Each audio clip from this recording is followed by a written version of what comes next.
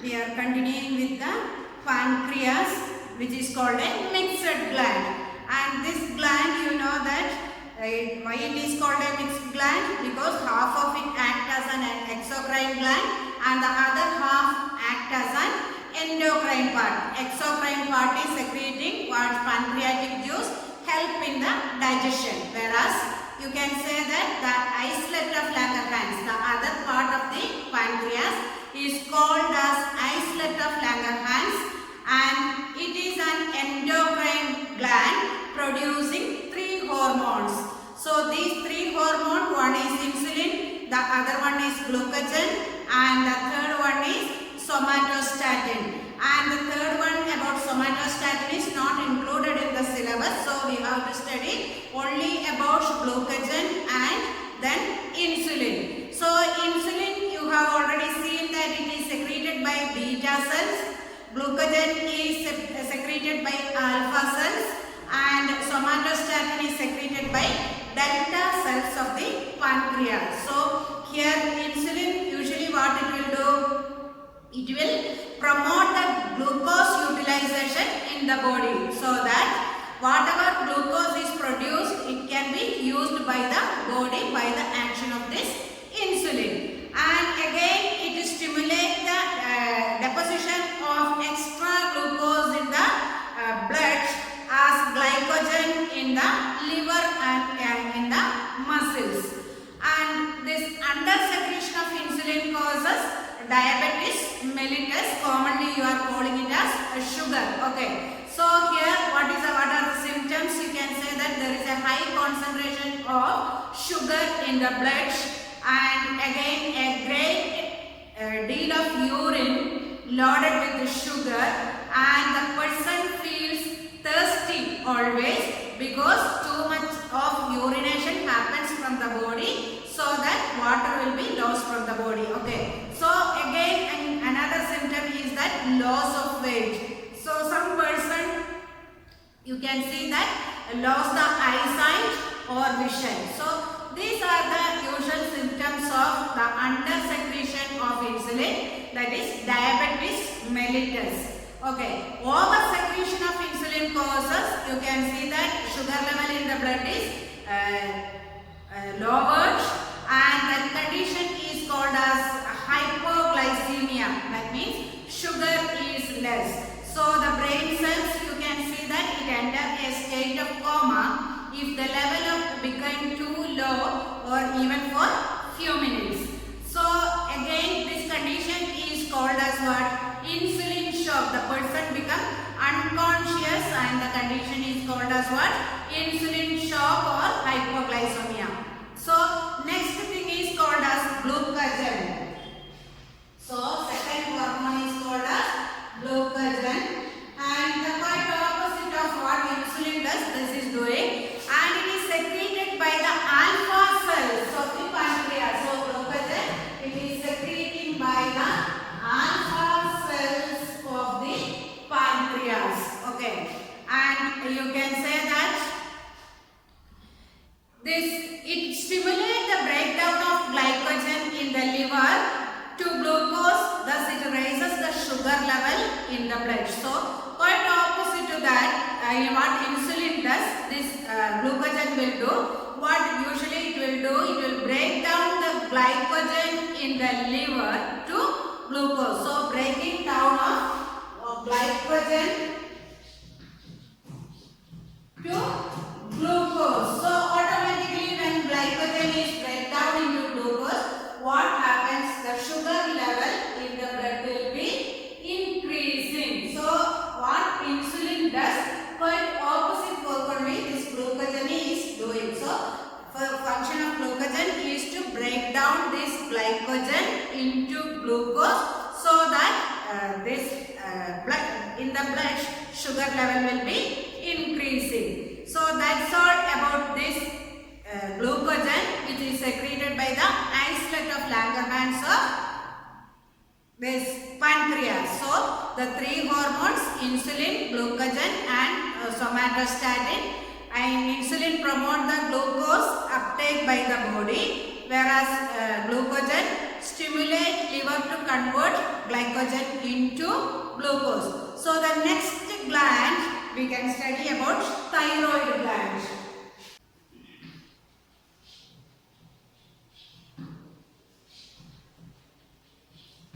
So as you know already, this thyroid gland, it is located in the neck region. So it's a small butterfly-like structure. So the thyroid is a bilobed, means two-lobed. So it is a, say this is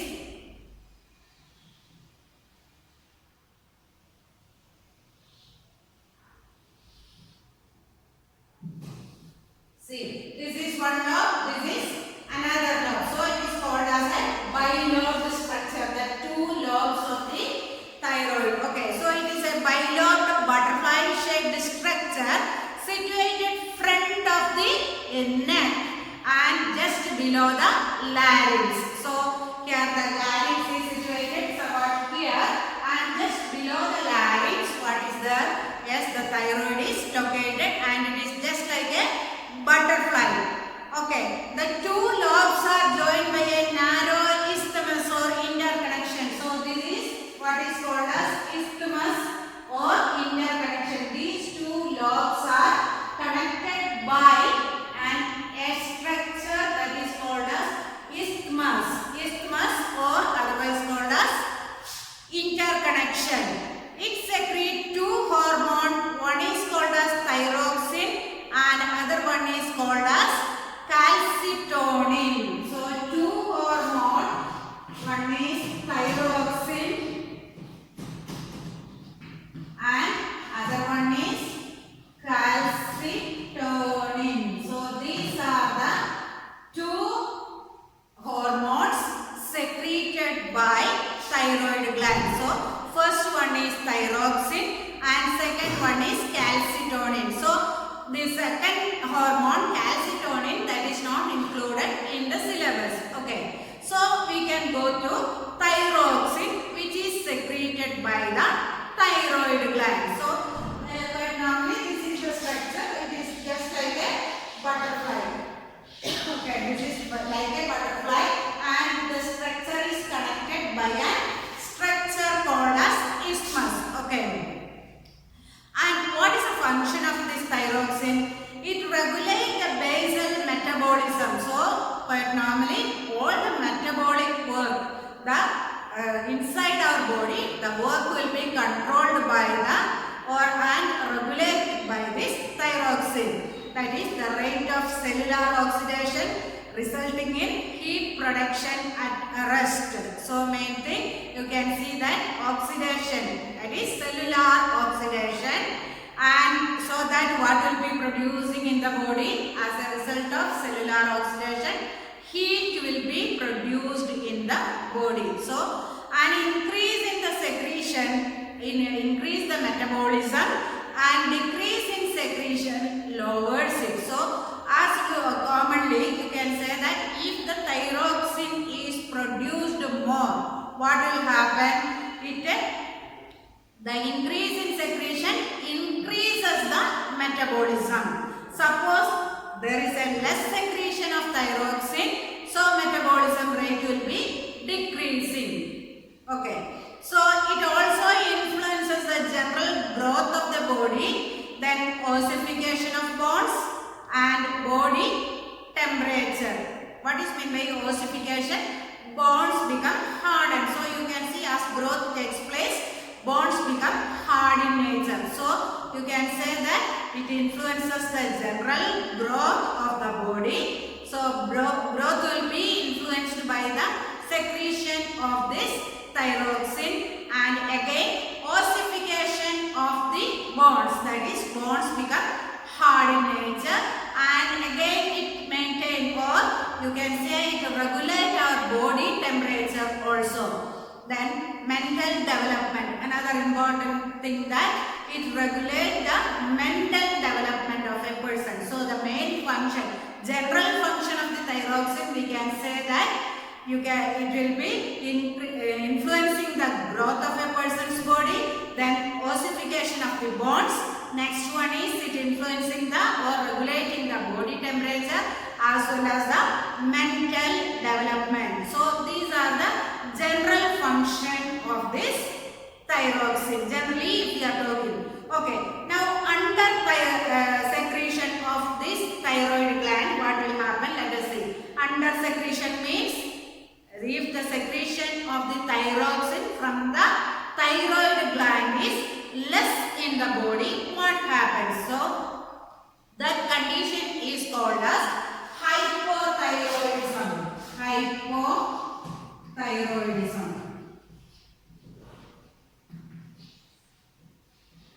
Okay. Hypothyroidism is the condition means thyroxine produced from the thyroid gland is insufficient. So, insufficient secretion of this thyroxine may lead to three conditions. One is simple goiter, second one is cretinism, and third one is myxedema.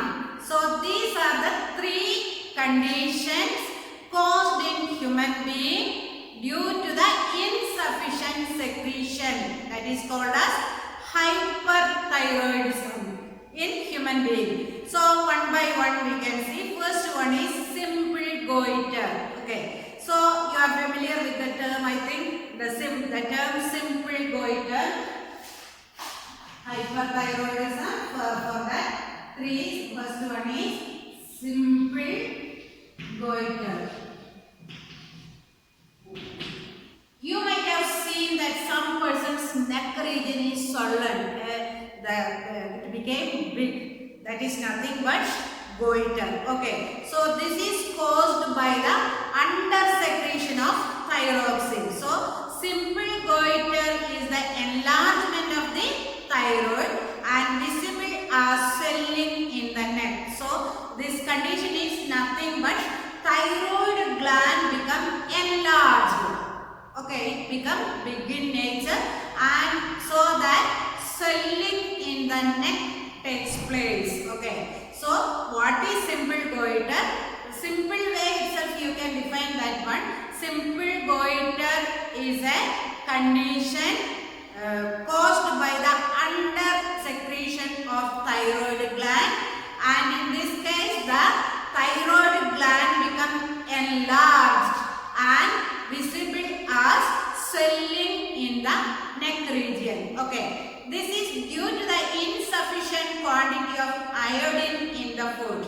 Mainly, if iodine is less in the food, this condition may occur.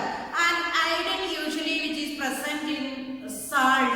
Okay, salt, when you are buying a salt packet, you just observe that salt powder upon the packet. If you see this iodized salt, then it is good. Suppose that iodized salt is not there, you don't buy that type of salt. So that means usually in almost all seafood items, this iodine is more present. So if you are eating fish which is taken from the sea, okay, then in that and all what happens, usually more iodine, small types of fishes and all, more iodine is present. So mainly due to the insufficient quantity of iodine in the food, this simple goiter may take place, and this condition is very common in the people living in hilly regions where the iodine is deficient in the soil and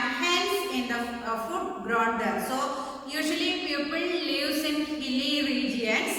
What happens to them? Usually goiter is a common thing in them because in the hilly region, in the soil, this iodine is very less. So automatically the crops or the food items grown in that soil contain very less iodine. So the people who are living here suffer from this simple goiter. So we can say that this is an endemic disease. The another term concerned with this simple goiter is that it is an endemic disease.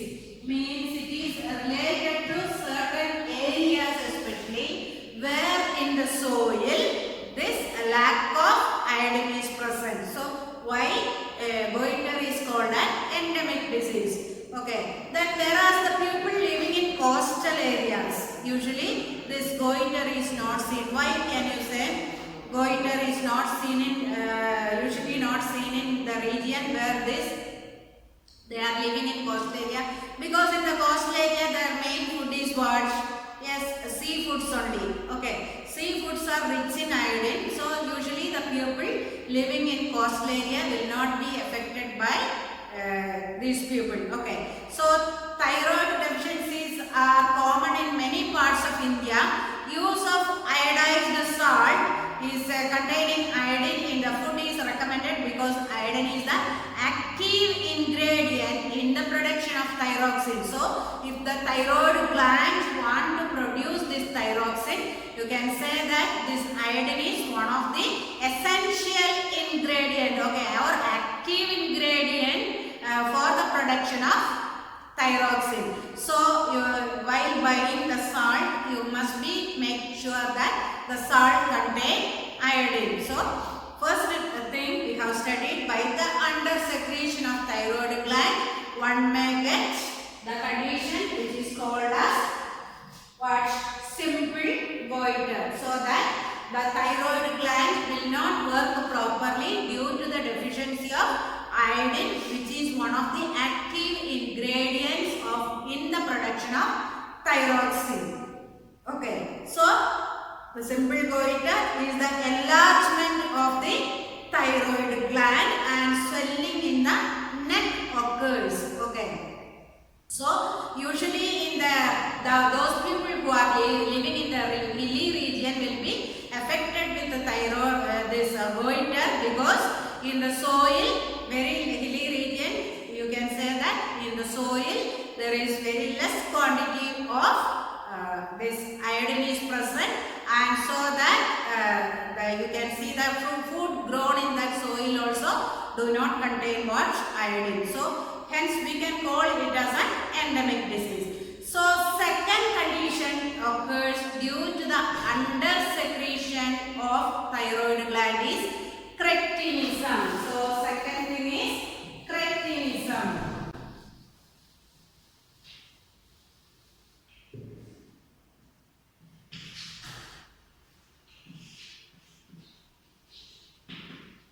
And this cretinism usually occurs in children. Cretinism is a condition usually we can see in children. So cretinism is a condition in which affect the growth of children, showing dwarfism and mental retardation. So the symptoms of cretinism, one is dwarfism and the other thing is mental retardation.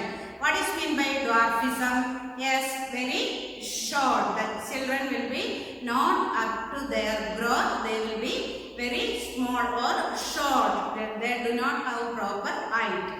That condition is called as dwarfism. Mental retardation, as per their age, their mental growth will not be there. Okay. So this is due to the defective development or early atrophy of the thyroid gland. So atrophy means degeneration of the thyroid gland. The thyroid gland in the early stages itself, degeneration means some defects or proper growth will not happen to the thyroid cells. So this cretinism, always remember, it is not in adult.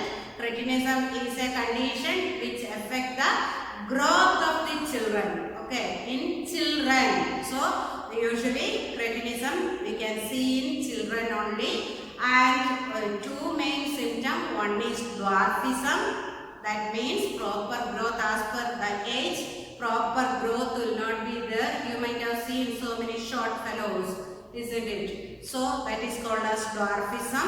And mental retardation means mental growth will not be there according to their age. Now just you can imagine, you are now in 10th standard. Your mental growth is according to the level of a 10th standard child, not according to the level of a 5th standard or 1st standard child, isn't it? So third condition is called as myxedema.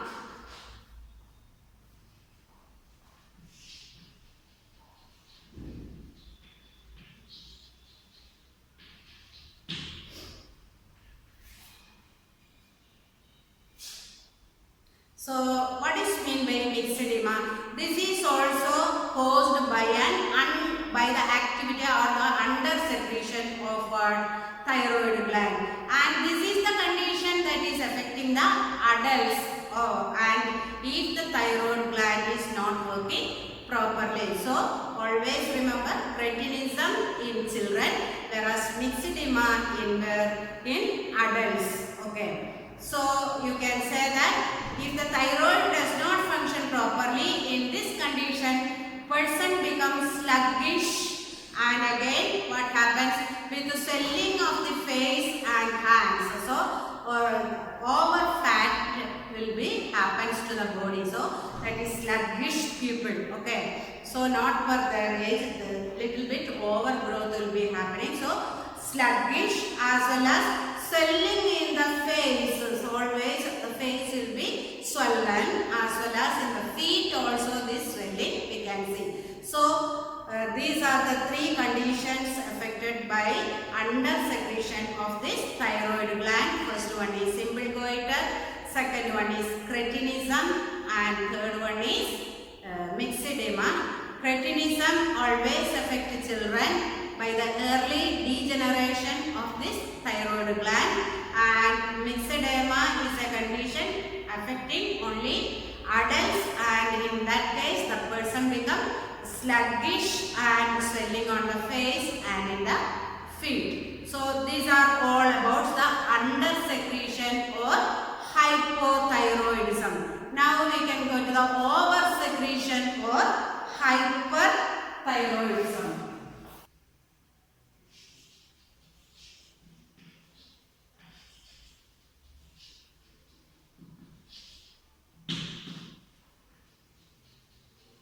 So hyperthyroidism, from the name itself you can understand that it is a condition caused due to the overactivity of the thyroid gland. Excess of thyroxine secretion may also cause a kind of goiter called as exophthalmic goiter. That is outward, ophthalmos means eye. That means protrusion of the eye bit outside. So like this always the eye, some person's eye like this, no? That is outward eye. Otherwise we are calling protrusion of the eye, meaning eye just it will be pulled outward. So excess thyroxine production first causes what? Yes, by the this exophthalmic goiter. So exophthalmic goiter means outward that eyes will be pulled outward. That condition is different from simple goiter. That's why the name simple goiter and exophthalmic goiter. Don't get confused. Simple goiter, swelling of the neck region. Okay, swelling of the neck region, whereas exophthalmic region means protrusion of the eye. Simple goiter is caused by the under secretion of thyroxine, whereas exophthalmic goiter is caused by the over secretion of thyroxine.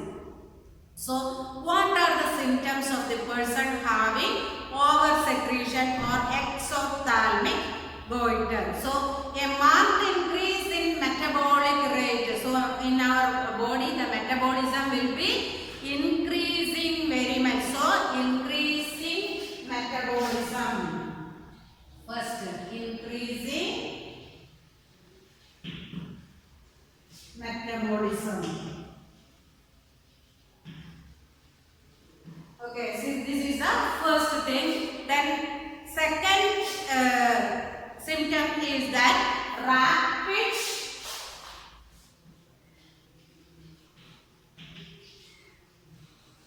heartbeat. Heartbeat will be very fast. So rapid heartbeat is the second thing. And third symptom is that shortness of breath. So third thing, shortness of breath. So this is the third symptom, shortness of the breath. And fourth thing is that eyes are protruded. Eyes are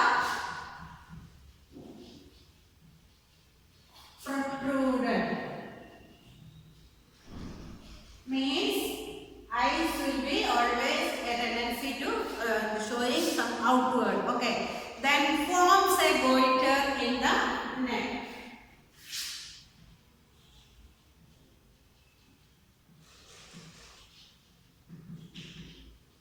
Forms a goiter in the neck.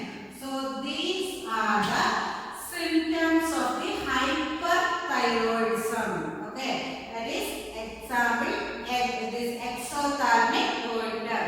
So increasing metabolism in the body. You can say that there is always the metabolic rate will be increasing. Next one is heartbeat. Also rapid heartbeat means this heartbeat is increasing. Then shortness of breath for taking. Very short breath we are taking. Then eyes are protruded, just comes outward. Then forms a goiter in the, that is a swelling in the neck region. So just like a simple goiter, big enlargement happens, whereas in this exothalamic goiter, a very little enlargement of this neck happens. So improper functioning of the thyroid, so hyperthyroidism by the exothalamic goiter. So we can deal with the next gland, that is pituitary gland. So I told you that pituitary gland, it is the size of a pea, that is very small in size, located, where it is located? At the base of the brain. So pituitary gland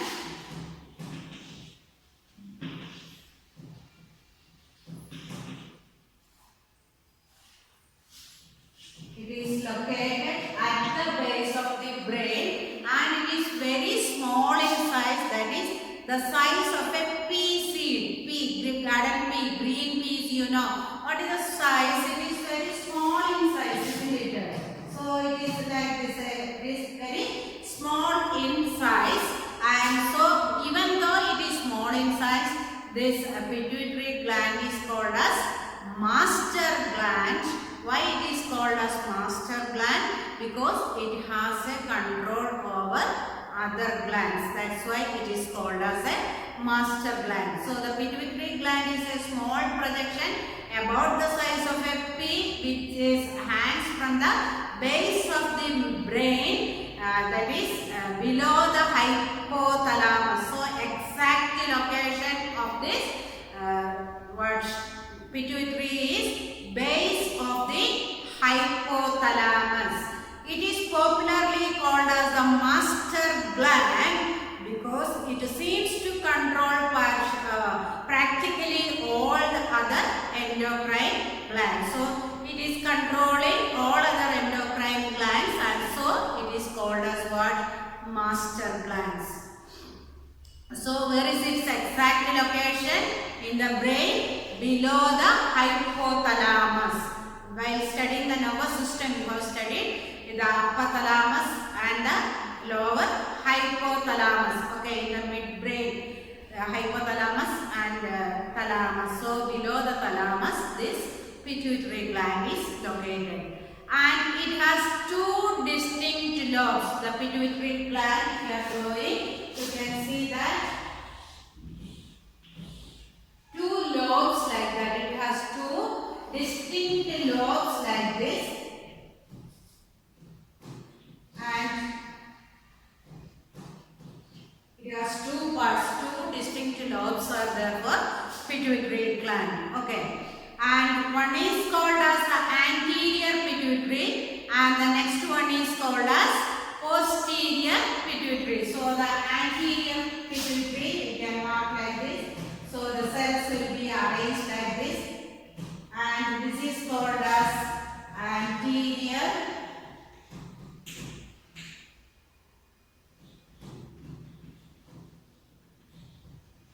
pituitary, and this lobe is called as what? Posterior. Okay, this lobe is called as posterior pituitary. So two lobes are there, so it is one is called as anterior pituitary and the next one is called as posterior pituitary. Okay, so this you can say that the entire pituitary gland weighs only about 1/2 gram, that is 0.5 gram. So you can just imagine, even 1 gram is also not the half gram, only 0.5 gram. So the size already I told you that it is very small in size and it is located below the base of the brain, that is just below the hypothalamus. So it is half gram in weight, and the front part of the posterior pituitary is different from the rest of the lobe and is called as intermediate lobe. So here you can see that this side, the front side, is different from the other part, and this part is called as what? Intermediate.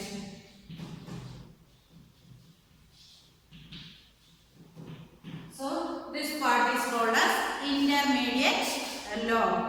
Then you can say that the intermediate lobe is almost absent in human beings, but much larger and more functional in some lower groups of animals. So here you can see that this intermediate lobe which is present here, it is almost absent in human being. This lobe is absent in human being, whereas in some other lower group of animals, this intermediate lobe, it is larger and very clear. And the hormone secreted from anterior pituitary, that is from this part, this is called as anterior pituitary, and what are the hormones secreted by the anterior pituitary part of the pituitary gland? Some important hormones produced by these anterior lobes are, first one is growth hormone.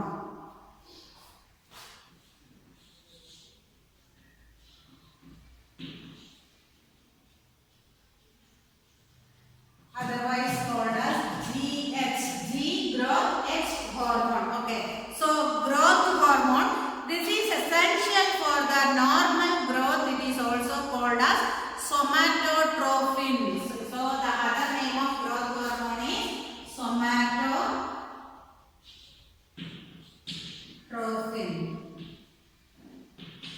So you can say that growth hormone, otherwise called as GH. And the other name of this growth hormone is nothing but somatotrophin. Somato means body, trophic means stimulating. That means growth stimulating hormone. Okay. And the deficiency of this growth hormone. Suppose growth hormone is produced less by the anterior pituitary. It results in children, that is in childhood itself, a condition called as dwarfism, that is short fellows. Okay, the condition is called as dwarfism. A dwarf, though fully developed, retains body proportions of the child. So even though we attain maturity also, the short nature we can see. Then the oversecretion of this in childhood result in gigantism. So in children or in childhood, if oversecretion of this GH, otherwise called as growth hormone, takes place, what happens? You can say that the quite opposite to dwarfism, that is gigantism. The person become very tall in nature, gigantic figure, very big figure. Okay, so this condition is called as gigantism. The long bone lengthens beyond normal and the human giants up to 2.7 meters in height are produced. So very gigantic, very tall person, nearly 2.7 meters in height, like that, because the bones will be very fastly, especially leg bones, very fastly it is growing. So under secretion will cause dwarfism, over secretion in children cause gigantism. Then the over secretion of growth hormone in excessive growth of bones in the face, particularly the jaw bones. So here, especially the jaw bones, the bones in the face, especially the jaw bones, extra growth you can see, and in the hands as well as in the feet also. Okay, and this condition is called as acromegaly. So by the oversecretion, another condition is called as acromegaly. So under secretion, two conditions. Here over under secretion you can say dwarfism in children, and this over secretion gigantism. In adult you can say that by the over secretion, another condition called as acromegaly. So here more growth in the bones takes place. Then again what happens? The face bone also lengthens, as well as the person develops a large nose and thick lips. So these are the symptoms of acromegaly, that is face bone become longer in the hands as well as in the feet also bones become longer, and large nose as well as the lips become thick, and this condition is called as acromegaly. Okay.